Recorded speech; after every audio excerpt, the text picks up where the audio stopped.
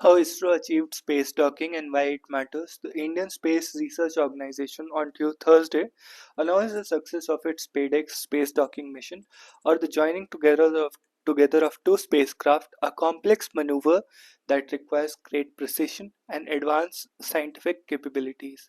India is now the fourth country after the United States, Russia, and China to demonstrate this capability, a critical step towards achieving several future goals, bringing back a lunar sample, setting up a space station, and sending a human to the moon. Two small 220 kg satellites were brought within 3 meters of each other in orbit. The extended rings on both came in contact, were joined, after which the rings were retracted and locked in place. ISRO described the docking system as low impact with approach velocity in order of 10 millimeter per second. ISRO also demonstrated giving commands of the two to the two satellites as one composite object. In the coming days, it will demonstrate the sharing of electrical power between the two. Docking is the process by which two fast moving spacecraft are brought to the same orbit closer to each other, either manually or autonomously, and finally joined together. The capability is necessary for carrying out missions that require heavy spacecraft that a single launch vehicle may not be able to lift in a space in one go. Docking capability is essential to set up a space station, for each separate modules are joined in space, and to transport crew and supplies to it. The International Space Station, for example,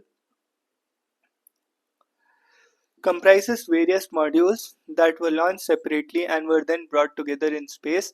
The ISS is kept running as modules carrying astronauts and supplies from Earth periodically dock with it. These modules also bring old crew back to the Earth. As the United States and the erstwhile Soviet Union completed to send humans to the moon, it was essential to demonstrate rendezvous and docking. In 1966, NASA's Gemini 8 became the first spacecraft to dock with the target vehicle, Agena. Gemini 8 was a crewed mission orbiting the Earth, commanded by Neil Armstrong, who in 1969 became the first human to set foot on the moon. USSR In 1967, the USSR demonstrated first uncrewed autonomous docking of the Cosmos 186 and Cosmos 188 aircraft. China demonstrated its docking capability in 2011 when the unmanned unmanned Shenzhou 8 spacecraft docked with the Tiangong 1 space laboratory. A year later, China demonstrated its first crewed space docking when its astronauts manually joined its Shenzhou 9 spacecraft to the same space laboratory. Why Indian mission now? ISRO has been working on key technologies to realize its vision of setting up a first space station by 2035 and sending a human to the moon by 2040. Besides a new heavy lift launch vehicle capable of carrying up to 30 tons to low Earth orbit, these missions would require docking capability. Bhartiya Antariksh Station will be built by bringing together 5 modules in space. The first of these robotic modules is slated to be launched in 2028. ISRO has been working on key technologies to realize its vision of setting up a space station by 2035 and sending a human to the moon by 2040. Besides a new heavy lift launch vehicle capable of carrying up to 30 tons to low Earth orbit, besides a new heavy lift launch vehicle capable of carrying up to 30 tons to low Earth orbit, these missions would require docking capability. The Bharti Antariksh Station will be built by bringing together 5 modules in space. The first of these robotic modules is slated to be launched in 2028. Docking capability will also be required for the next lunar mission. Chandrayaan 4 will bring back samples from the moon. It will see 5 key modules being sent into orbit in 2 launches. The first launch will have 4 or 5 modules. The propulsion module will carry the spacecraft from Earth orbit to the moon orbit, from where the lander and ascender modules will go to the lunar surface and collect samples. The ascender module will then hop up with the samples and dock with the transfer module In the lunar orbit, the transfer module will bring back the samples to the Earth orbit, where it will dock with a re entry module that will be launched separately. This module will be designed to withstand the heat generated when entering Earth's atmosphere. In preparation for this mission, ISRO carried out a hop experiment towards the end of Chandrayaan 3 mission. A human mission to the moon is likely to follow a similar plan. ISRO carried a series of maneuvers to progressively bring SDX-01 or Chaser and satellite closer to SDX-02, the target satellite. The satellites were allowed to drift close and then their positions were held progressively at 5 km, 1.5 km, 500 meters, 225 meters, 15 and 3 meters before finally being joined together. The docking was initially stated for January 7 but was postponed after identifying an abort scenario. More simultaneous carried out on the ground to improve the actual accuracy of docking. The docking could not take place on January 9 either. After the satellites drifted more than anticipated during a maneuver to reduce the distance to 225 meters after the previous day. After this, the satellites drifted nearly a 5 km apart and the maneuvers to bring them closer were restarted. Earlier on January 12 morning, the satellites were brought closer together and this time they reached the hold point of 3 meters before being moved away to a safe distance. ISRO said that the data was being analyzed before actual docking could be conducted. Now the docking has been successfully completed. ISRO will demonstrate undocking, during which the satellites will remain separate and drift away to carry out their respective experiments over 2 years of their mission life. Unpacking Israel-Hamas deal. What are the key takeaways from the ceasefire and hostage prisoner release agreement? What Netanyahu and Hamas gained or lost, and what could happen in Israel and Gaza going forward? Mediators in Doha, Qatar have agreed on a phased ceasefire deal in Gaza on the following terms. During a 42-day first phase beginning on Sunday, Hamas will release 33 hostages and Israel will release between 900 and 1650 Palestinian detainees, including all of those detained since October 7, 2023. The IDF will withdraw from central Gaza and Netzarim corridor, a 2 to 4 kilometer wide security clearing that it has created, cutting Gaza in half up to the Mediterranean and eventually from the Philadelphia corridor, the buffer zone along Gaza's Egypt border. The IDF will withdraw from central Gaza and Netzarim corridor, a 2 to 4 kilometer wide security clearing that it has cleared, cutting Gaza in half up to the Mediterranean and eventually from Philadelphia corridor, the buffer zone along Gaza-Egypt border. Negotiations for second phase will begin on 16th day after the ceasefire comes into effect and is expected to produce almost a full Israeli withdrawal from the Strip and the release of all remaining hostages by Hamas in return for a yet to be decided number of Palestinian detainees. In a third phase, border crossings will be reopened fully and reconstruction will begin in Gaza. Outgoing US President Joe Biden, President elect Donald Trump, and Qatar's government announced a ceasefire and hostage deal. Until Thursday evening, however, Israel's cabinet was yet to convene to discuss the proposal before the final vote of ratification. How did negotiations progress up to this point? Why has a deal been struck now? An agreement very similar to the one that has been agreed upon now has been on the table at least since May 2024. That so called Biden Plan 2 was a three-phased began with 42 days cessation of hostilities and committed Hamas to releasing 33 Israeli hostages in the first stage.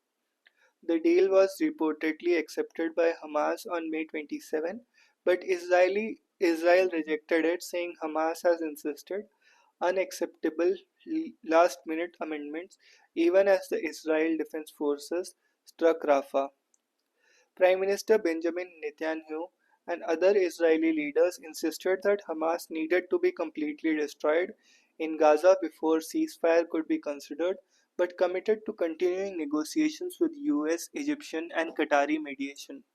At this time, much before Israel's battlefield successes against Hezbollah and killing of Hamas leaders Ismail Haniyeh and Yana Sinwar, Netanyahu had committed himself more to destroying Hamas than to secure the release of hostages. There was a domestic political context at the time.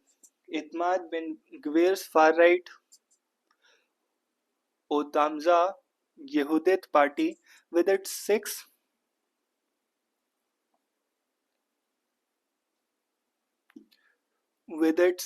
Knesset seats, held a veto over government decisions. This changed in September after current Foreign Minister Gideon Saar's New Hope party joined the coalition. On January 14, the current ceasefire negotiations culminated, and Ben-Gvir admitted the loss of control over government decision-making and announced that he had blocked such a proposal time after time in the past, with Israel having decapitated both Hezbollah and Hamas. His coalition, strengthened by Saar, with Trump's Middle East envoy Steve Witkoff mounting pressure during the negotiations, there were more reasons for Netanyahu to accept a deal. Most importantly, in exchange for a short-term concession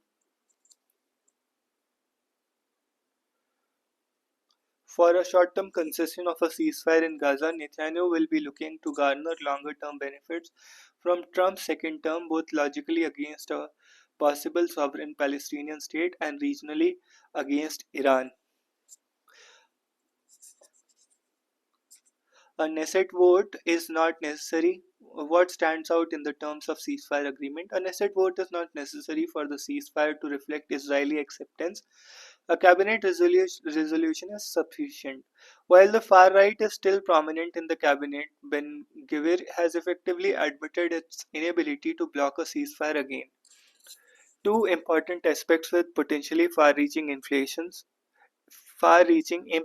stand out in the terms of the deal.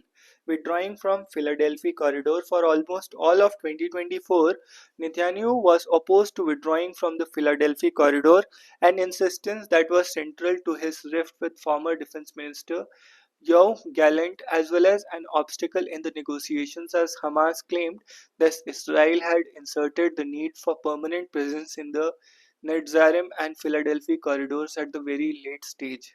Egypt too has been opposed to permanent Israeli presence.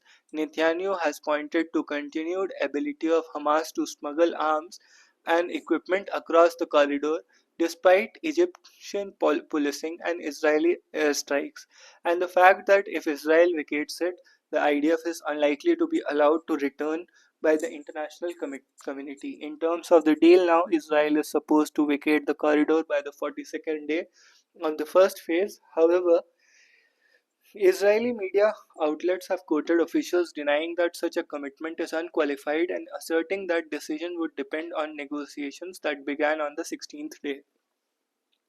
Release of prisoners. Israel has a history of agreeing to release disproportionately large number of Palestinian prisoners in return for Israeli hostages.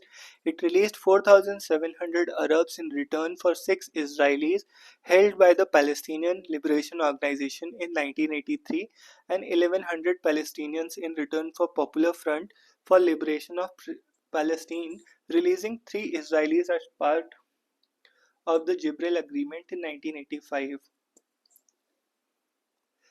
The then under Netanyahu in 2011, Israel released 1,000 Palestinian prisoners, 280 of whom were serving life sentences, in exchange for single IDF soldier Gilad Shalit, held by Hamas. This exchange eventually prompted the Knesset to pass a law in 2014 to prevent the release of prisoners serving life sentences in future exchanges.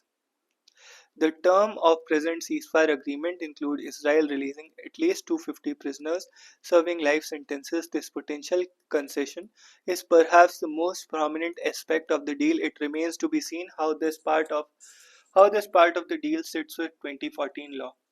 After 14 months of war, what does this agreement mean for Israel and Hamas? For Hamas, the ceasefire is a victory with its traditional organization and leadership in dire straits after the relentless and indiscriminate Israeli air and ground action. The group needs time and resources to cope.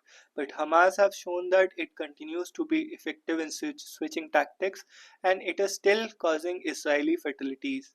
The IDF lost 16 soldiers to Hamas guerrilla attacks in northern Gaza, Bet Hanun alone, across the last week, following which the Israeli media observed that the group's local command structure remains intact in the town. At least three IDF brigades and from the 162nd Division remain tied down in the Beit Hanun. On January 14, the outgoing US Secretary of State Anthony Blinken said Hamas had managed to recruit as many militants as it had lost to Israeli military action. For phases 2 and 3, Hamas insists on a continued presence in any future government in Gaza. In reports on the ceasefire deal, there is no mention of the Palestinian Authority returning to Gaza. It would appear that Hamas is attempting to secure a spot in Gaza government like Hezbollah did in Lebanon in the years after Taif agreement that ended the Lebanese civil war in 1989. For Israel, the ceasefire has come after it has weakened the Iranian axis significantly and killed Hamas leaders whom it had long targeted. However, its declared objective of ejecting Hamas and Gaza through military force remains fulfilled. For Netanyahu and his far-right allies, this is a setback. However, the release of all hostages will undeniably be a victory for Netanyahu, especially given the increasingly loud protest from families and relatives of Israelis who are still in Gaza, alive or dead. Domestically, Netanyahu could come under fresh pressure. On one hand, agreeing to a lopsided hostage prisoner swap could dent this far right support and feed allegations of betrayal, and on the other hand, politicians like Yesh Atid leader Yair Lapid have been used Ben-Gvir's statements to assert that a deal for hostage release was itself held hostage for political consideration. What Trump can offer after taking office in return for Netanyahu adhering to a ceasefire deal will be crucial. How FTI-TTP will ensure faster, smoother immigration clearance. Union Home Minister launches FTI-TTP at Sardar Vallabhbhai International Airport in Ahmedabad on Thursday.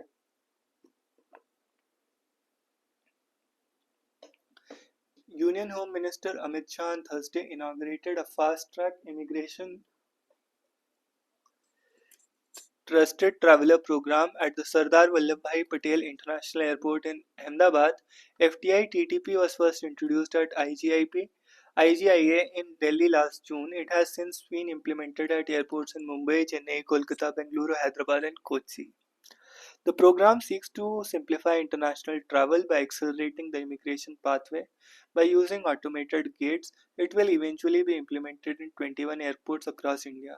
At the moment, the first phase of Fast Track Immigration Trusted Traveller Program, Fast Track Immigration Trusted Traveller Program, seeks to facilitate secure but faster and smooth immigration clearance for the Indians, nationals, and overseas citizens of India card holders. The next phase will extend these facilities to foreign travelers. The Bureau of Immigration under Ministry of Home Affairs is the nodal agency for the program, which is currently available free of cost for the passengers. Those interested have to first enroll on an airline online portal on the MHA's website, and they have to provide their details and upload required documents. After necessary verification, a wide list of trusted travelers will be generated and fed for the implementation through e-gates at the airport. Biometrics of these travelers will be captured either at foreign regional or registration office or at the airport at the time of registered travelers' first passage. The registration will be valid till the validity of the passport or for a period of 5 years, whichever is earlier. Registered travelers will simply have to scan their boarding pass and passport at airport's e-gate and authenticate their biometrics. On such authentication, the e-gate will open automatically and immigration clearance will be deemed to have been granted.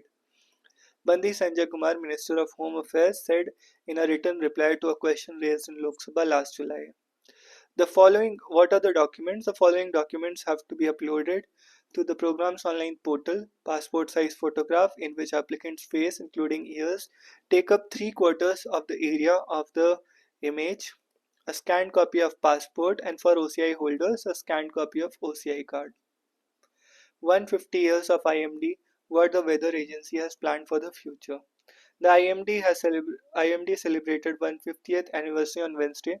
Here's how weather agency has improved its operations and plans it has for the future. The IMD's overall forecast accuracy it has improved by 40% overall over the last decade, thanks to an overall strengthening of its meteorological observation network across land, sea, and space. The number of Doppler weather radars went up from 15 in 2014 to 39 in 2024, while the number of automatic weather stations increased from 675 to 1200. The IMD went from having 19 high wind speed recorders in 2014 to 37 in 2024. The number of district-wise rainfall monitoring stations have increased. 7 automated weather observing systems and heliport weather observing stations were introduced. 2 geostationary satellites, INSAT 3 at 3DR and 3DS, are now monitoring weather round the clock. INSAT 3DR and INSAT 3DS are now monitoring the weather round the clock as opposed to a single INSAT 3D in 2014. Crucial, Crucially, weather model resolution has improved from 25 km to 12 km for medium range forecast within up to 10 days of lead time, and a resolution of 12 km means that IMD has now the ability to forecast events over a 12 km cross 12 km area. The better the resolution, the smaller the area for which IMD can make accurate forecast. This improved observational infrastructure has meant that the forecast accuracy across multiple weather forecasts windows has increased manifold. Heat waves can now be predicted with 95 accuracy 2 days in advance, as against 50% accuracy in 2014. Thunderstorms can be detected on an hourly basis with 86% accuracy as against 50% accuracy in 2017. The chances of detecting heavy rainfall up to 3 days in advance is 78% today as opposed to only 50% a decade ago. Meanwhile, the accuracy of cyclone track prediction has improved some 35 to 40% over the past decade, even to bring down the loss of human lives to zero. The IMD's Vision Document 2047, released on Wednesday, provides a detailed roadmap for making the country climate smart and weather ready by 2047, the centenary year of India's independence. The document has chalked out elaborate plans for upgrading the IMD's capabilities over the next 2, 5, 10, 22 years till 2047. The agency aims to ensure that the block level its forecast for all severe weather phenomena up to 3 days in advance are zero error by 2047. For forecast up to 5 days in advance it aims for an accuracy of 90%, and for forecast with a week's lead time it aims for an accuracy about 80%. The IMD aims for an accuracy of 70% of 10-day advance forecast. With better monitoring and issuance of timely warnings, the IMD wants to ensure that the loss of human lives due to any severe weather event is brought to zero over the next 2 decades. Besides, the IMD will improve the resolution of its weather models from 12 km at present to 5-6 km, which will make it possible to provide hyper localized weather information at the level of village panchayat. The IMD is working to introduce critical interventions that will, in the coming decades, take it from merely being a weather forecaster to a weather manager. The department is particularly interested in managing weather phenomena like rain, hail, fog, which often cause the most havoc. Mission MERSAM, inaugurated by Prime Minister Narendra Modi on Tuesday, provides a roadmap for the IMD to enter an arena of weather modification and ultimately management. Among other things, the mission will see the establishment of first of its kind cloud chamber at the Indian Institute of Tropical Meteorology, Pune. This chamber will help IMD scientists to better understand cloud physics. Mission Mausam, inaugurated by Prime Minister Narendra Modi on Tuesday, provides a roadmap for the IMD to enter the arena of weather modification and ultimately management. Among other things, the mission will see the establishment of a first of its kind chamber at the Indian Institute of Tropical Meteorology, Pune. This chamber will help IMD scientists to better understand cloud physics and eventually perfect cloud seeding, a process by which the amount, type, or time of precipitation can be modified through human interventions. In future, observations can be made using unmanned aerial vehicles, fully automated weather stations, and sensors based on the Internet of Things, which can be placed in most remote locations in the country.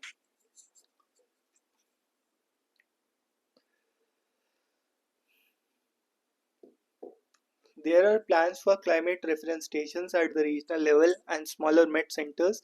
The establishment of mechanisms for having round the clock upper atmosphere monitoring at 100 km cross 100 km grid using satellites, aircraft based profilers, radars, and wind profilers are also on the cards. The IMD will eventually boast 100% detection capabilities for all kinds of weather phenomena. Better data will help improve the performance of the IMD's weather models and minimize errors in forecast. Frozen petulance, immature choice of words, deep pessimism. In Gandhi's worldview frame, a political dead end to disservice as his role as leader of opposition. It is not surprising that the BJP should seize upon what Rahul Gandhi said while speaking to party leaders at the inauguration of new Congress headquarters in the capital. Do not think that we are fighting a fair fight. We are now fighting the BJP, RSS, and the state itself. A battery of BJP ministers, leaders, spokespersons have immediately picked out the Indian state itself, part of Rahul Gandhi's speech, and brought out an array of rehearsed spectres to slap him with. Gandhi's comment points out to his urban Naxal links and belongs to the George Soros playbook of subversion. They show that he is speaking for an ecosystem and deep state bent on breaking India and dividing our society. Gandhi's comment point out to the urban Naxal links and belong to the George Soros playbook of subversion. They show he is speaking for an ecosystem and a deep state bent on breaking India and dividing our society. The BJP is in a political critique. It thrives on an over reading, and yet having said that, it must also be pointed out that there is something deeply problematic about Gandhi's apocalyptic all institutions are captured by BJP framing. It is one thing to say that BJP, armed with a winner takes all and take no prisoners attitude, does not hesitate to weaponize its mandate to assert dominance and cram spaces for political opponents and institutions, but to suggest, as Gandhi has done earlier and as he did again on Wednesday, that the entire system is rigged, to point fingers at the conduct of election commissioners, for instance, without presenting any verifiable evidence. In fact, his 1 crore extra voters in 6 months in Maharashtra figure is wrong, or to paint a wide ranging conspiracy that seamlessly encompasses the election commission investigative agency's RSS chief is not just overblown and mistaken, but also counterproductive. Gandhi's rhetoric seems frozen and stilled in persistent underestimation of diversity of moving parts and the range of opportunities and openings that are built into the design and practice of India's large and sprawling constitutional democracy. The deep pessimism embedded in Gandhi's worldview is also a political dead end. It does a great disservice by to his standing and role as a leader of opposition and top leader of his party. If all is corrupted and captured, as he says it, What is the reason for Congress and the opposition, and where is the space for politics? In a sense, Gandhi is also walking on into a trap the BJP has set for him.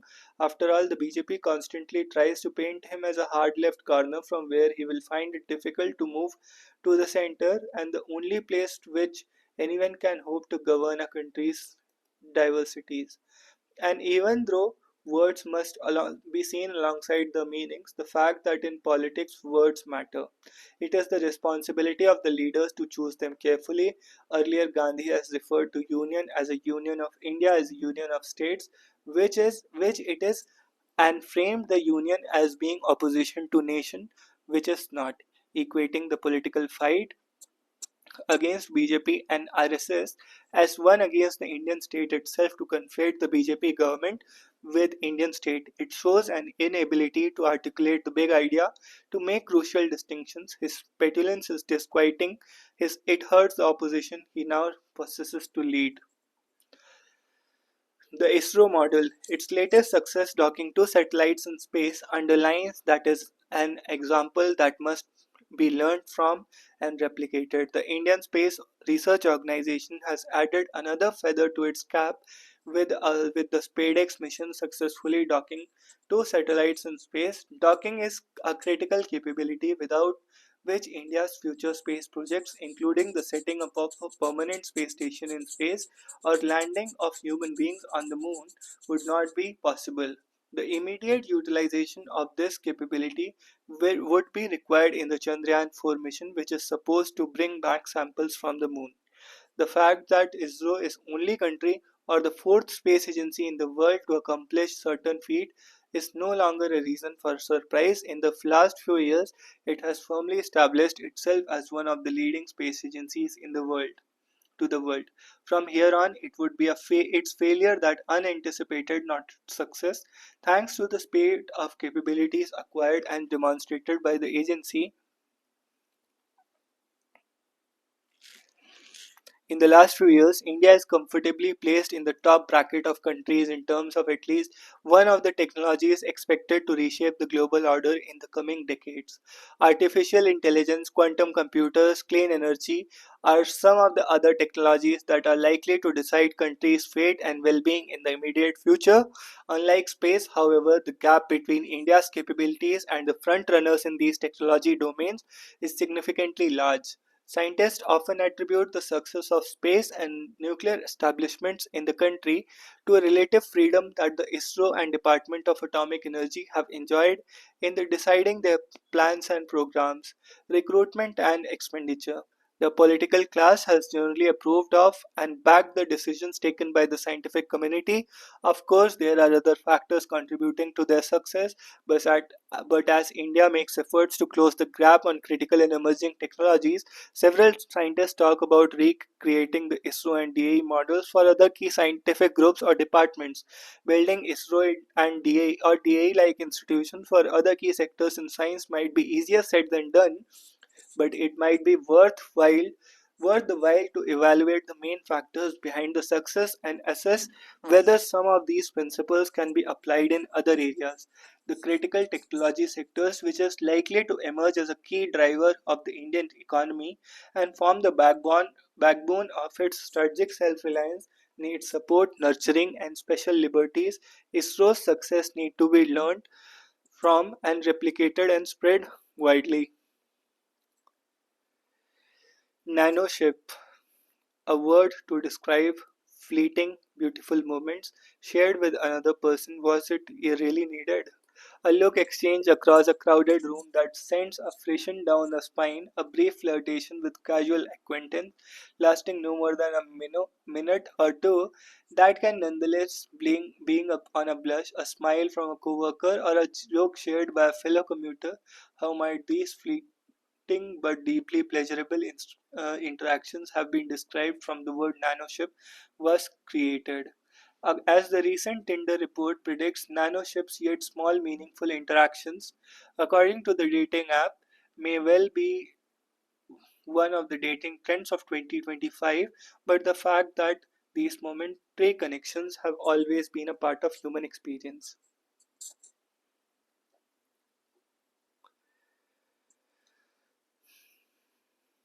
Atmanirbhar at sea. Induction of new vessels in Indian Navy is a step forward. More needs to be done. In a symbolically significant ceremony, Prime Minister Narendra Modi dedicated the three frontline naval platforms to the nation on January 15 in Mumbai. A major destroyer, frigate, and submarine were commissioned on the same day, and this is unprecedented. These three platforms, destroyer INS Surat, frigate INS Nilgiri, and submarine INS Vakshir, have been built in India at Mazgaon docks that will burnish the current focus on Atmanirbharta, recalling India's maritime heritage going back to the Chola dynasty 3 to 12 CE that and that of Chhatrapati Shivaji Maharaj, who gallantly resisted the colonial powers at sea. Modi tweeted, "Today's India is emerging as a major maritime power." It was also highlighted that this triple commissioning is a significant leap forward towards the Reliance and the INS Surat, the fourth and final ship of the P-15B guided missile destroyer project, which ranks among the largest and most advanced destroyers in the world, has an indigenous content of 75%. The assertions by PM Modi about India's maritime profile in the larger global context and the laudatory claims about the Navy have achieved a considerable degree of indigenization in warship building needs to be placed in appropriate context. The US is world's leading naval power. The composite naval capability of the US is distinctive, while Russia and China have significant naval capability. The former is in relative decline and the latter has not yet arrived to be deemed as a global naval power. The US is the world's leading naval power. The composite naval capability of the US is distinctive, while Russia and China have significant naval capability. The former is in relative decline, and the latter is not yet arrived to be deemed as a global naval power. In the regional context related to Indo Pacific, China is undoubtedly the major naval and maritime power, and India is a distant second. While the total number of major naval platforms, surface ships, submarines is one metric, the more recent assessment that discusses naval power in a more holistic, which includes inventory, logistics, indigenization index, and operational experience, provides an instructive insight. Termed as True Value Rating, the following distillation is self-explanatory. The US estimated to have a total of 243 major naval units,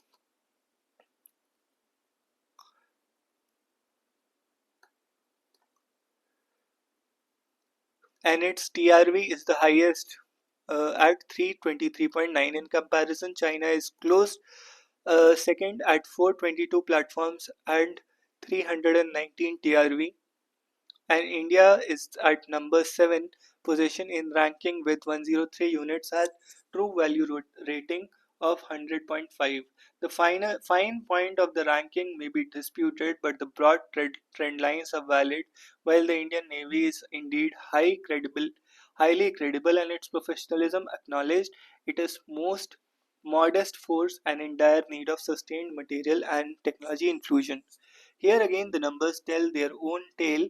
As per SIPRI figures for 2023, the US defense allocation was $916 billion, China $330 billion, and India $84 billion. It is estimated that US and China allocate 25% of their respective uh, upwards of 25% for their respective navies, while India it hovers around 17 to 18% of its total defense spend. Thus, while India has a pedigree and potential to be a major maritime power, its objective is yet aspirational. With a favorable maritime geography, has still recently remained tenaciously sea blind, and it is to PM Modi's credit that he was able to envision and articulate a maritime profile as a national objective. In 2015, Modi introduced the acronym SAGAR, Security and Growth for All, in the Indian Ocean region to the national policy lexicon, and this is being slowly recognized. In his remarks, January 15 commissioning, PM Modi drew attention to Navy being the first responder in the IOR and reiterated that India has always supported an open, secure, inclusive, and prosperous Indo Pacific region. India has always supported an open, secure, inclusive, and prosperous Indo Pacific region. The unstated reference to China and its growing footprint and assertiveness in the maritime domain was swiftly highlighted, and here again, some numbers frame the challenge for India. Specific to the 7,400-ton INS Surat, it was proudly claimed that the Nile was laid in November 2019 and the ship launched in May 2022, the record-breaking 31 months. Well, this is indeed praiseworthy in the Indian context. The contrast with China is striking. In 2024, Chinese shipyard completed the same process for a 4,000-ton frigate in 4.5 months. India is not at the same level of shipbuilding technology and manufacturing competence, but it has to invest in this sector and improve efficiency levels if it is to realize the Modi maritime vision. Concurrently, a reality check of about the quality of indigenization is imperative. For instance, the 75% indigenization figure claimed for INS Surat masks the fact that most critical ordnance packages that makes the vessel potent warship is obtained from foreign suppliers. The only success that India has had to date is the BrahMos missile, and that is commendable but has yet to be scaled up. Indigenous R&D and acquiring design proficiency in core areas of military capabilities remain a sluggish work in progress. Defense Minister Rajnath Singh must pick in this gauntlet and enable substantive output in a sustainable manner for a meaningful Atmanirbharta to be attained, or else spectacle will subsume the Indian defense narrative.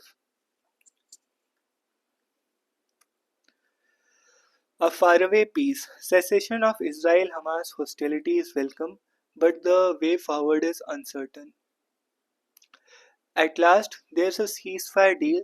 Though fragile and temporary, the cessation of active hostilities in Israel-Hamas war is welcome point.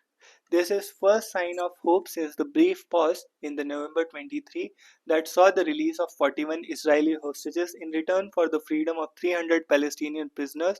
Out of 251 Israelis taken hostage by Hamas in October 23, Israel thus 94 are yet to be returned, of which 34 are presumed dead.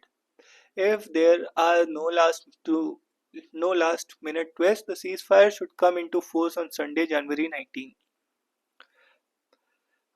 Under the deal mediated by outgoing Biden administration and Qatar, 33 Israeli hostages would be released during the first phase of ceasefire lasting 6 weeks and the remaining during the second phase, negotiations for which will start on 16th day of phase 1. Israel is expected to free about 1,000 Palestinians, including several who are serving life terms in the first phase. They might be freed and sent to third countries will willing to accept them. Ceasefire also will facilitate the flow of much-needed humanitarian aid to the Gaza Strip and evacuation of injured Gazans to Egypt for further treatment. The deal comes more than 15 months after the Hamas-led attack on Israel of October 7, 2023, and the subsequent Israeli counteroffensive. In total, the war has caused the death of over 46,000 Palestinians and close to 2,000 Israelis, nearly half of them soldiers. The number of injured the number of injured is over 1 lakh 10,000 on the Palestinian side and over 13,500 Israeli. The conflict has also resulted in the displacement of 1.9 million Palestinians and over 2 lakh Israelis, if one includes northern Israel following Hezbollah's attacks. The infrastructure destruction of the Gaza Strip is humongous. The brutal conflict has generated intense personal animosity and hatred on both sides, which is difficult to overcome if not mend. While Hamas has agreed to a deal, the Israeli cabinet was expected to discuss and endorse it on Thursday. As required by domestic laws, the list of Palestinian prisoners to be freed has to be notified, and this might trigger legal challenges, further denying the swap agreement. Even within the cabinet, Prime Minister Benjamin Netanyahu might face opposition from hardline ministers who are not ready for any accommodation with Hamas. Hence, the deadline is still uncertain. Several issues need some clarity. While Israel is committed to a partial withdrawal from some parts, there are no details concerning the complete withdrawal of Israeli defense forces from Gaza Strip, one of the major preconditions of Hamas that torpedoed previous negotiations. Will both sides stop military operations? Will the ceasefire end ordinary Israelis and Palestinians to return to their home and rebuild their lives? Will the Iran backed axis of resistance, that will also include Hezbollah of Lebanon and Houthis of Yemen, honor the Israel Hamas deal, or will they support more radical Palestinian elements and undermine the efforts? What will be the nature of reconstruction efforts in Gaza territory reduced to rubble? Will Israel and Hamas convince in international community a fund to fund a reconstruction effort free from future destructive paths? Officially, Israel has ruled out any meaningful role for Hamas in a post ceasefire Gaza. This means that internationally recognized and West Bank based Palestinian National Authority will have to play a central role in the administration of Gaza Strip. There are greater calls for the octogenarian Mohammed Abbas to take the lead, but this will not be easy due to internal security threats in the Gaza. Palestinian leader Yasser Arafat moved his headquarters to Ramallah back in 2001. Since then, neither Arafat nor his successor Abbas have ever set foot in Gaza Strip. Intra-Palestinian tensions culminated in takeover of Gaza Strip by Hamas in June 2007, leading to de facto division of Palestinian territories. Hence, the PNA is taking over administration of the Gaza Strip will be a Herculean task. Moreover, Hamas and other military Palestinian groups are without a recognized or recognizable leadership since the recent conflict began. Israel has eliminated a number of senior Hamas leaders, including Sinwar, Ismail Haniyeh, and Mohammed Denif. Israel has considerably destroyed the infrastructure of the militant group in the process and curtailed the social welfare component for which Israel is supported by certain sections of the Palestinian people. Since October 23, various national and international bodies, including the United Nations, have been working for a ceasefire. The main parties to the conflict, Hamas and Netanyahu, are not easy customers. Though unpopular and severely condemned, Netanyahu's military approach has damaged and weakened Israel's adversaries, Hezbollah, Israel, and Syria, silencing several of his critics. The fears over incoming Donald Trump administration also pushed the parties to conclude the elusive deal. Despite widespread criticisms and condemnations of the US and its favoritism towards Israel, the Biden administration, even in its last few days, is more effective than all the powers in bringing about some hope for peace. But in the eternally unpredictable Middle East, nothing is final until it happens. Sunday could still be far off.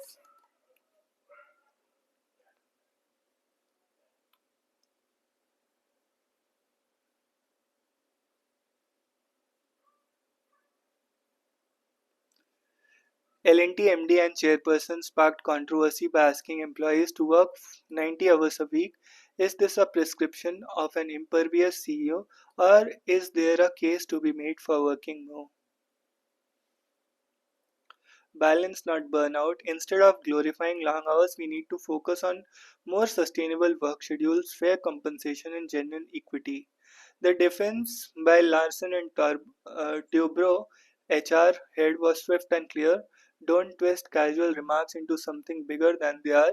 She was responding to furor over L&T MD and chairman's comments. I regret I'm not able to make you work on Sundays, and to be honest, how long can you stare at your wife? The MD got one thing right. His male employees contribute little to domestic chores on weekends and or any other time they are not in the office. Their children are raised, fed, and tended to. When they are ill or needed attention, shuttled to lessons supported in school, or elderly parents cared of. Social obligations are met where They show up if their schedule permits, homes are cleaned and maintained, the list goes on. His point was simple. Instead of lounging around at home, why not come to the office and help boost turnover? What's the problem with that? One could argue that men earn the family income, so it is only fair that they are exempt from domestic duties. After all, they deserve rest to recharge and keep earning. There are two problems with this. First, perhaps the wives would also likely to join the paid workforce, but they can't due to overwhelming domestic workload, or worse, their wives work both in office and at home. Indian women on average spend 10 times as much time on domestic chores and care work as men. India leads the world in this gap. In some states, the disparity is even higher. This gap holds across all demographies, age, rural, urban, education, and also social class. Even wealthier women who can hire help for the housework is still primarily responsible for getting it done. This imbalance in unpaid domestic labor is the flip side of the gender disparity in paid work. Despite rising female labor force participation, it remains stark. Only 4 women for every 10 men are in the workforce. The only groups with the lowest gender gap in domestic work are uneducated women and those in the bottom 2.225% of the income distribution pyramid. These women often work in precarious, poorly paid jobs that can stretch about 90 hours a week without job security or benefits, but their husband, also in equally precarious jobs, help out more. So for L&T and other corporations pushing 70 to 90-hour work weeks, India's vast informal sector demonstrates that long hours don't necessarily translate into greater productivity. To be fair, the MD was addressing this employees, not informal workers. This leads us to a second point: whether you are a man in an office job or a woman at home, rest and recuperation are crucial. Our gadgets don't function if their batteries are drained, and neither can humans. Also, within their company, do hours worked translate into equivalent rewards? L&T's latest report notes that managerial salary rose by 20%, while worker salary grew by 1.4%, largely due to higher profits increased in commissions for management. This is a lose-lose scenario. Employees work 70 to 90 hours weeks like hamsters on a wheel, while salaries increase lag behind inflation, and gender equality persists or worsens at home and in the workplace. Remuneration is not even the key issue here. There are extremely well-paying jobs, such as MD's own, that demand substantial time commitments, often at the exclusion of everything else. Nobel laureate Claudia Golden highlights a critical problem with this model. She discusses the phenomenon of greedy jobs which offer massive wage premiums but require long work hours, networking, late night meetings, and frequent travel, extra inputs beyond the regular workday landing land that often results in landing coveted contracts and closing high profile deals. In a family with two working parents and children, only one parent can afford to take this kind of demanding, high powered job. The other is relegated to the mommy track, handling the kids' school, homework, sports, music lessons, etc. The mommy track parents doesn't have to be the mother, but more often is the dynamic creates a significant gap between men and women, even among highly educated individuals, because men stay in the greedy job while women is on the mummy track. The result is as women's career progression is often stunted and the gender wage gap is further entrenched. Instead of glorifying long hours, we need to reframe the conversation.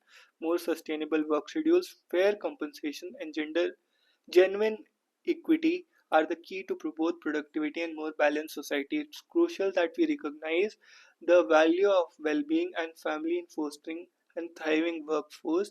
A truly productive workforce doesn't burn out, it thrives on balance, not exhaustion.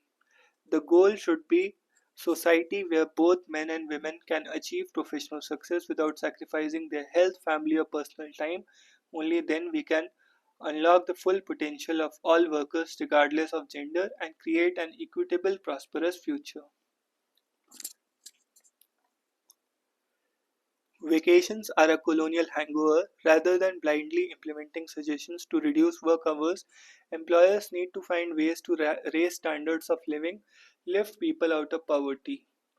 It is sad to see that well-meaning thought leaders have misinterpreted Larsen and Toubro's chairman N. Subramaniam's advice of 90-hour work and ascribed an extreme position to his comment.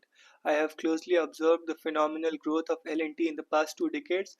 I have also met people who shaped the company. They have confided about refusing offers of salaries 10 times higher than what they received at L&T because of the warm family-like work atmosphere in the company. This can't happen in an organization driven by workaholic ethos.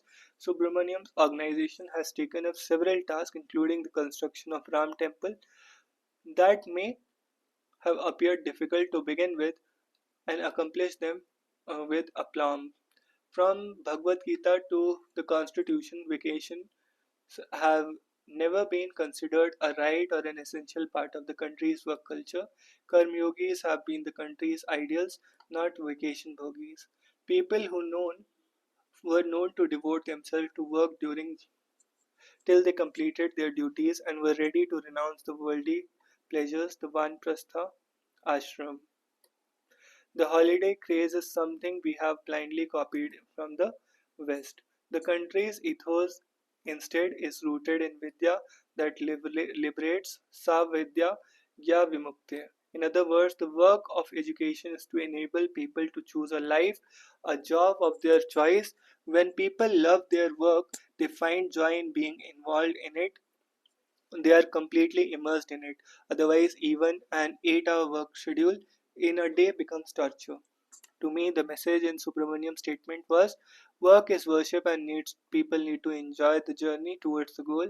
My mentor in Panchjanya would often say that if you take your work lightly, you will never reach the goal. On several occasions, we worked continuous night shifts and reached our edit desks the next morning without even a murmur of complaint.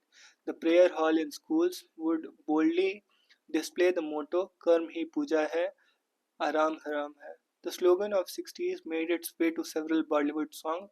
The country has a prime minister who never takes a day off. He works even when on long tiring flights from Rio to Delhi, for instance, after having completed the New York's leg of the visit. Several times he has addressed a rally after a long flight in which he may have worked on several files. He is an ideal leader for the millions. Are they wrong in looking up to him? Though we remember who said the famous lines, "Arise, awake, and stop not till the goal is reached," a saffron robbed monk who rejuvenated the Indian youth and revived the nation's glory through the Hindu thought revolution. He did not say, "Arise, awake, and take a vacation to Mauritius and rejuvenate yourself." The vacation mania is a colonial hangover. It speaks of the mindset that was ingrained into people during the British rule. It was a culture that did not encourage people to work diligently and tirelessly to achieve targets. Instead, it required themselves to slavishly imitate the traditions and ways of the colonial masters. Today, state governments declare local festivals as public holidays, as if giving freedom from work will please more people and translate votes for their parties. Several times, 5 to 6 days of continuous holidays are gifted away, causing enormous loss to the economy and putting public work in jeopardy. In a country like India, with the largest number of poor people, India must work hard.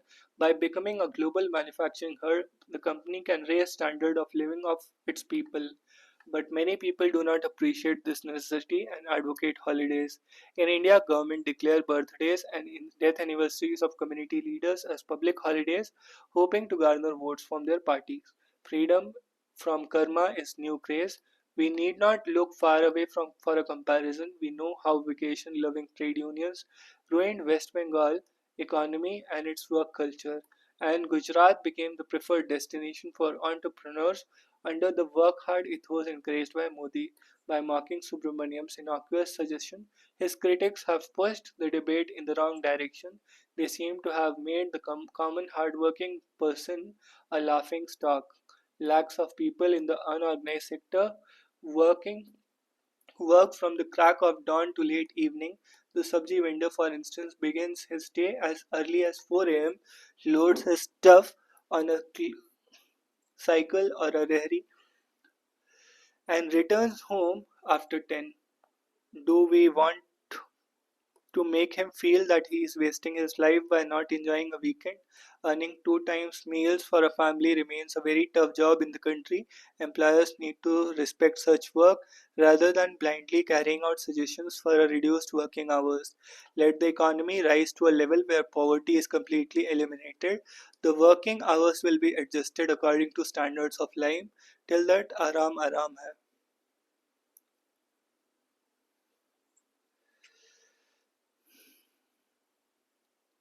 China's rise does pose a challenge to US national security and its place in the world, but hammering China with tariffs is not a solution. A real trade war with China would only make it more difficult to deal with the world's existential challenges, and it would undercut the world economy.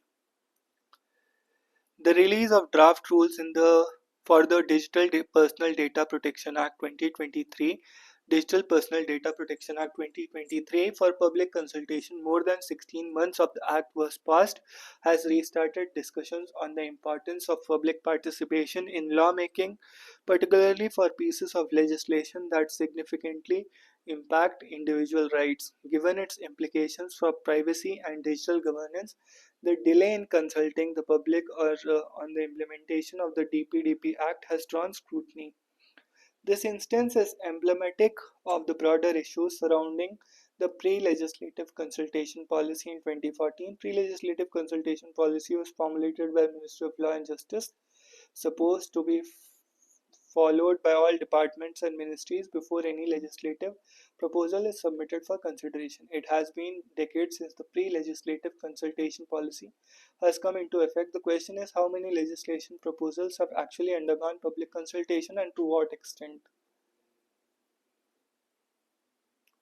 Best practices in South Africa, the constitution requires all proposed legislations undergo a process of public engagement before being enacted. The mandatory public involvement ensures transparency and accountability in lawmaking, with any law that uh, does not follow the prescribed consultation process being deemed unconstitutional and struck down by the courts. The emphasis is on inclusivity, allowing citizens to actively participate in shaping the laws that govern them. Similarly, South Korea has institutionalized public participation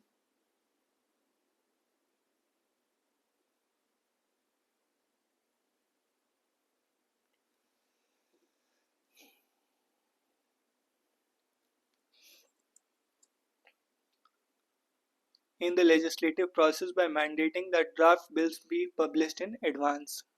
Given the limitations of the current pre legislative consultation policy, there is an urgent need for meaningful reform. For public consultations, a mandatory and legally enforced part of the legislative process. Without such changes, there is a serious risk that lawmaking will drift further away from the concerns and aspirations of ordinary citizens.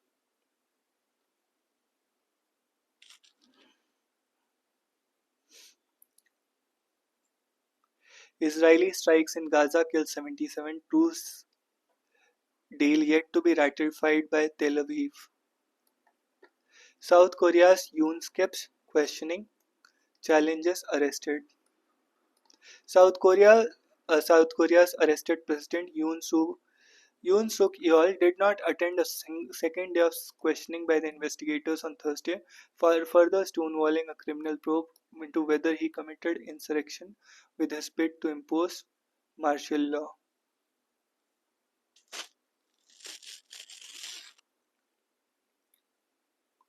Yoon on Wednesday became the first sitting South Korean president to be arrested and was held at the Seoul Detention Center after refusing to cooperate. He remained in the center on Thursday with his lawyer citing his health as a factor for his absence for questioning. The investigators did not elaborate on why they did not compel him to attend. Authorities have 48 hours to question Yoon, after which they must release him or seek a warrant to detain him for up to 20 days. That countdown has been paused, however, as his lawyers have asked a court to review the legality of the arrest. Yoon's refusal to cooperate with the investigators come at a constitutional court held a second hearing of his impeachment. In farewell speech, Biden targets tech industrial oligarchy. Biden warned Americans of a tech industrial complex, word that echoed President Dwight Eisenhower's farewell address in 1961. Today, an oligarchy is taking shape in America of extreme wealth, power, and influence that really threatens our entire democracy, our basic rights and freedom, and fear short of everyone to get ahead. How Biden Trump defied their history of animosity to seal ceasefire agreement. The long sought, tortuously negotiated Gaza ceasefire deal announced on Wednesday came about in part through a remarkable collaboration between President Joe Biden and Donald Trump. The two presidents directed their advisors to work together to push Israel and Hamas over the finish line for an agreement to halt the fighting that ravaged the Gaza Strip and release hostages. WHO calls for global support to fund Gaza aid after ceasefire. David Lynch, legendary director of Twin Peaks and the Mulholland Drive, dies at 78. Socialists will not back confidence a vote against Prime Minister. France centre-left Socialist Party will not back a no confidence motion against Prime Minister Francis Bayrou on Thursday. Paid US general to advise Taiwan, says Jimmy Lai. Will not put Ukraine in strongest position against Russia, Starmer. British Prime Minister Keir Starmer.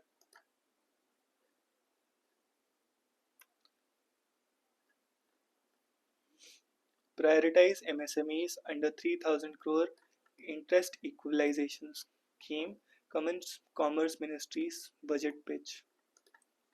Ahead of Union Budget 25-26, the Commerce Ministry has approved the Finance Ministry to seek an extension of the revamped 3,000 crore interest equalization scheme to prioritize focus on micro, small, and medium enterprises, a government official said. The two ministries are in discussion to decide the final contours of the scheme, which lapsed on December 31 last year. Amid concerns raised by in the Finance Ministry that most of the benefits of interest equalization scheme were accruing to large exporters, especially by non-MSMEs, both ministries are looking to resolve the issue by not completely ending the scheme that would end up hurting MSMEs. A tweak in the scheme will provide a renewed support to MSMEs for exports as MSMEs contribute to around 45% to India's total exports. We have not renewed IES. We are still negotiating with the Finance Ministry to allow it in a slightly modified format. But there have been a number of questions on IES. There are concerns about IES being cornered by non-MSMEs. So we have suggested that the scheme can be confined to MSME. The person quoted above said, there are a number of different kinds of options. We are seeking extension of the scheme for 5 months in a slightly modified form for MSMEs seeking similar allocation. The present outgo of the scheme is $3,000 subsidized rate. Exporters have argued that rising inflation and logistic challenges due to Red Sea crisis are leading to substantial jump in the requirement of export credit. Export credit declined between March 22 and March 24 despite rising needs and same due to longer voyage times amid Red Sea crisis.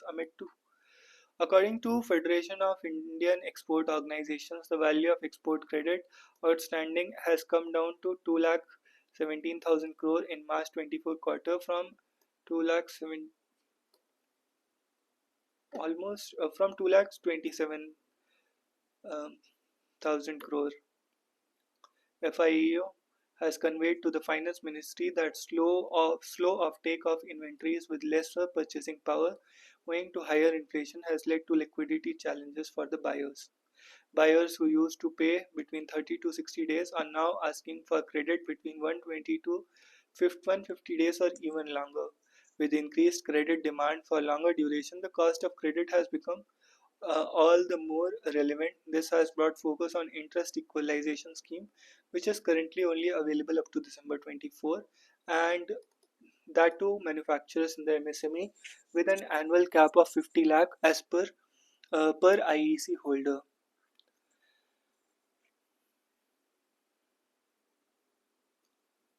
A long-term interest equalization scheme will help exporters to quickly conclude offers offering the most competitive rates to push exports, exporters said, adding that this is more relevant for orders in which the profit margins are wafer thin and availability of interest subvention at 3% may help the exporters to clinch or lose the order. The interest equalization scheme announced in April 2015 gives subsidies on interest provided pre and post shipment exports carrying between 3% and 5% to exporters.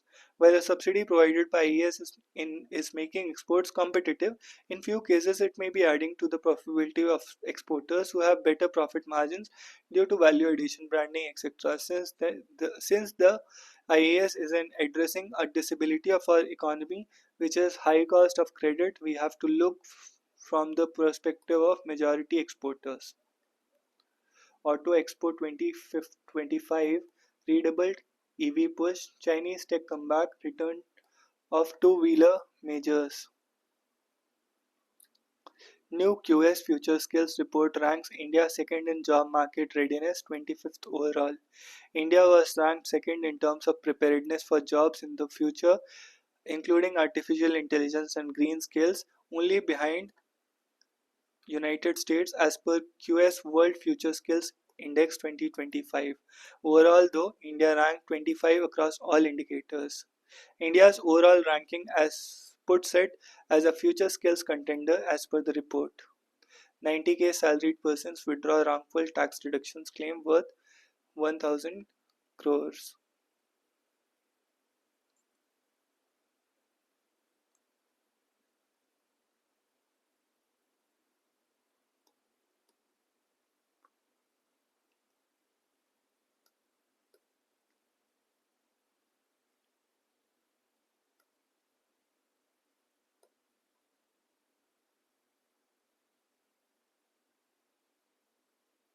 RIL post 11.9% increase in October December profits. Infosys again 11.4%. TikTok prepares to shut down app in US. TikTok plans to shut US operations of its social media app used by 170 million Americans when a federal ban is set to take effect, barring a last minute reprieve, people familiar with the matter said on Wednesday. RBI releases NBFC upper layer list for 2024-25, which includes Tata Sons Private Limited, Bajaj Finance Limited, LIC Housing Finance Limited, and Aditya Birla Finance Limited.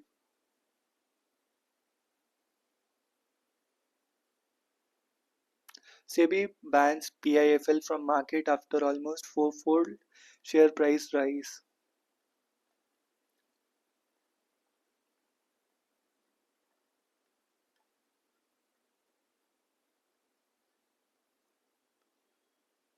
BCCI issue curbs on personal staff family travel. Violators may face IPL ban.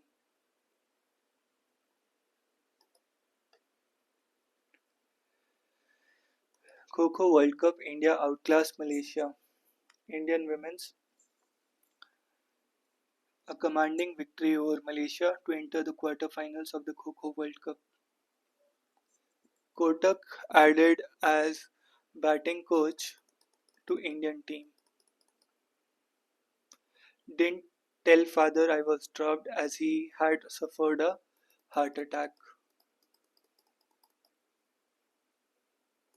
Shefali Verma struggles to hold back tears when recalling the time she was dropped from India team for a tour of Australia in November. The lead up to the squad announced hasn't been easy for 20-year-old Shefali, who was besides her father Sanjeev Verma, who had suffered a heart attack only 2 days ago.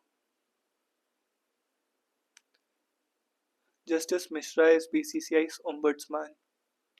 Arun Mishra has been appointed as Ombudsman of the BCCI.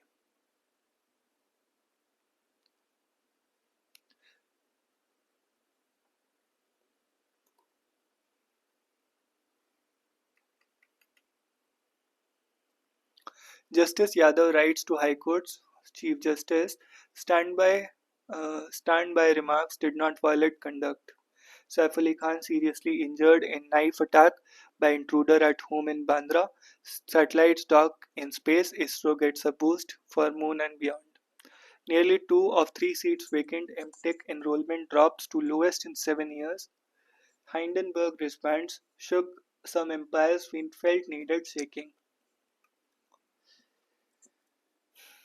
UGC, 3 Rajasthan varsities barred from offering PhD for 5 years for violations.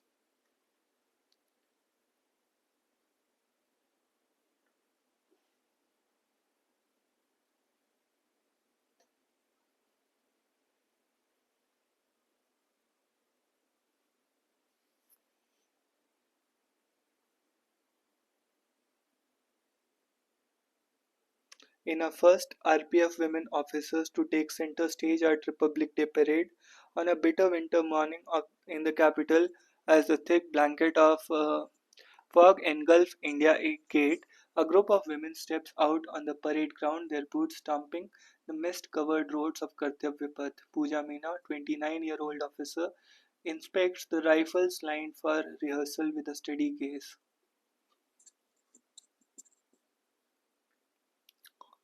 India responds to US concerns, a welcome step. Eric Garcetti. A day after high-powered committee set by Union government to examine inputs provided by the United States on alleged plot to kill Khalistan separatist Gurwant Singh Pannum recommended legal action against an individual. Outgoing US Ambassador Eric Garcetti in an interview to Subhajit Roy Thursday, Garcetti said he hoped nobody in the Washington should reduce the US-India ties to mutual feelings about China and stressed that the relationship between two nations stands on its own feet. The Indian government has come out with the report about actions being taken with regard to Pannum assassination plot. How do you view this deployment? I think it's a very welcome first step. I was pleased to see it. I know folks in Washington only were also pleased not only because it talks about justice and holding people accountable, but also it reflects the seriousness with which India took our concerns. The US India relationship has never been stronger, not just because of the heights that we are navigating, but the way we are walking through the valley together. We said systemic reform and accountability were very important, and both of this were in this. To all the doubters who said India wouldn't take this seriously, or US and India are at odds, our work has not slowed down. In fact, it's probably accelerated during this time on military economy and cultural educational work and so on. I think it's a good news. Was this the toughest part of the conversation when you had to confront India with the information on the plot? Sure, initially, but I have to say, from the beginning, I was very impressed with how my Indian counterparts listened and always responded with seriousness. When India has come to us to say, after the attack on the San Francisco Consulate of India, for instance, or in the Tahavur Rana case, I think both of us are listening very deeply to the concerns that we have. And to me, this shows that US and India are in this for long haul.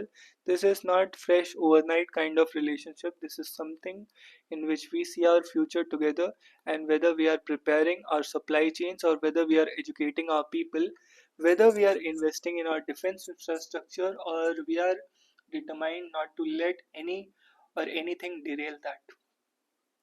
When I think about where we are today, the depth and breadth of our relationship a generation ago was unimaginable. Today, as we look to the future, a generation from now, it will be indispensable. The ICT will continue in the next administration, and already the transition is talking about that being a focus area. Ideas like IMEC, India, Middle East, European Economic Corridor, just as the administration took on the work of the first Donald Trump administration in the strengthening the Quad. So the story isn't really about administrations. I think Joe Biden would be the first to say that, and this is a president who told me when he asked me to be the ambassador here that this was most important country in the world. No US president has ever said this before, and this is the most India US president in history, just as I believe PM Narendra Modi has been the most pro US PM in history. So legacy of this is how we use technology to connect and protect instead to harm and divide. The idea behind ICT is not that it's a destination, it's a commitment that we create a frictionless corridor to trade technology trade and to trade goods and manufacturing between our two countries and then export that to the world. The US India relationship can reshape the over dependence we have and the national security and economic threats we have with our over dependence on one country. But it's not just about that country, it's also about the brilliance of Indians, Indian engineers, the brilliance of American universities, of the brilliance of our companies collectively. You talk about that one country, China. How do you see relations of India and the US vis-a-vis China? We want both. We both want good relations with China. Nobody wants to increase conflict, and I think we both achieved in the last couple of years. That's a good sign for China and us. But we are also eyes wide open that we are democracies, that we do business. The size and power of our countries doesn't mean that we should be able to dictate the rules. We should look at that as two democracies where the rule of law, free, open, and Indo Pacific is the rule of the day, not obligations and debt traps of the development models that don't work. I hope that nobody in Washington will ever again reduce the US India relation to mutual feelings about China. Our relationship stands on its own feet. It exists in record visas, record students, record trade, record space cooperation, record defense exercises, and weapon sales. Places of Worship Act, government yet to submit stand, Congress seeks to join pleas. The Union government is yet to submit its stand on the constitutional validity of Places of Worship Act to the Supreme Court, even after the lapse of top court's 4 weeks timeline. The Union of India, which has not filed its counter affidavit reply, shall file the same within 4 weeks from today. A bench headed by Chief Justice of India Sanjeev Khanna had said on December 12th. The court will likely hear the case on February 17. It is learned that deliberations are on within the government and no stand has been taken yet. A larger challenge to the law has been pending since 2020 and the notice was first issued to the center in 2021. In September 22, the government has sought 2 weeks to file an affidavit. In October 22, the center has sought further time of 2 weeks to do the needful. The Places of Worship Act, enacted in 1991, says that religious character of a place of worship would remain as it was on August 15, 1947. The only exception to this was, as per the law, was Ram Janmabhoomi Babri Masjid. At the time of the enactment, Ayodhya agitation was going on and the Babri Masjid Ram Janmabhoomi dispute was in court. Meanwhile, on Thursday, the Congress approached the Supreme Court seeking permission to intervene in the pending petitions challenging the constitutional validity of Places of Worship Act,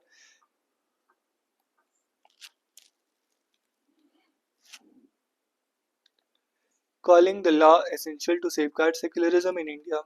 The application filed through Party Secretary K.C. Venugopal said that the present challenge to the law appears to be motivated and malicious attempt to undermine established principles of secularism. The party said the Supreme Court has on multiple occasions held that the focus of the nation must be towards future and not attempting to rectify the atrocities of the past. The plea said at the time of the passing of the act, the Congress party along with Janata Dal party that were in majority of the legislature for the 10th Lok Sabha, adding it was enacted by the Parliament as it reflected the mandate of the Indian populace.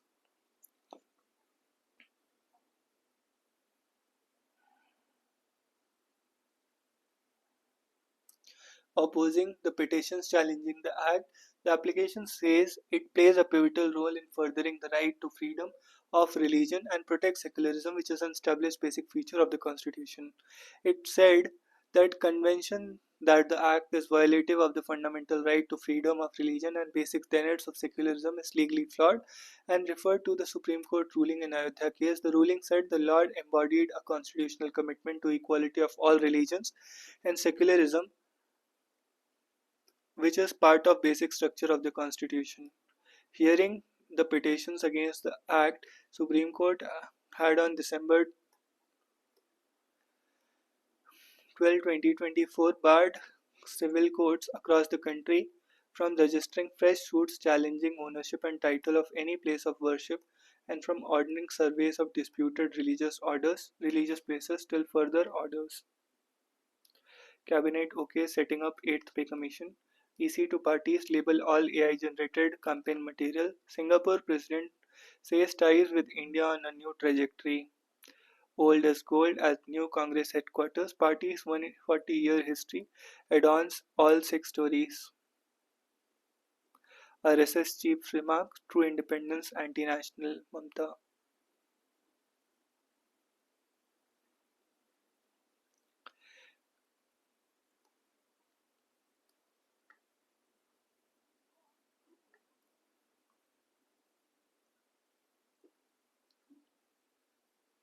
Pune first transgender student of SPPU dies by suicide.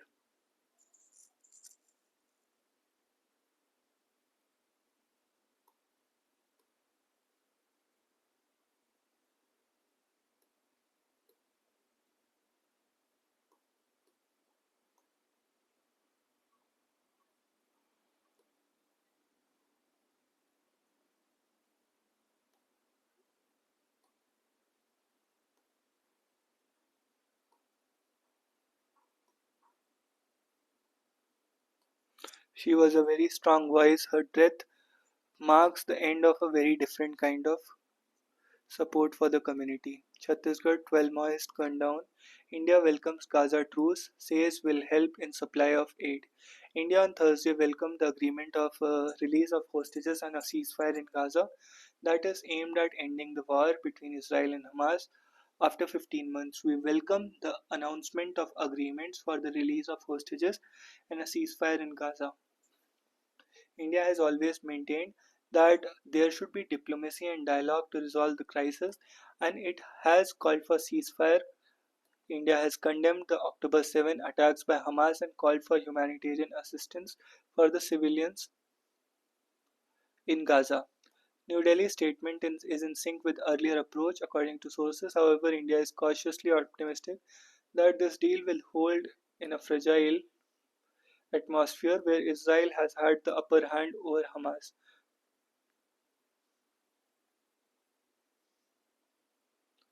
Government nods for a third launchpad as ISRO reaches docking milestone. NEET UG what led center to stick to pen and paper mode. Film Thodi Hai Hope at Mahakumbh booth for loved ones lost and found. Intruder was locked in room but fled via window. Police.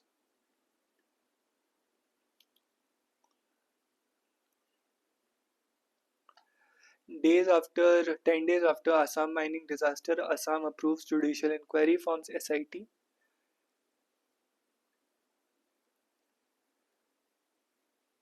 So this was it. See you in the next one.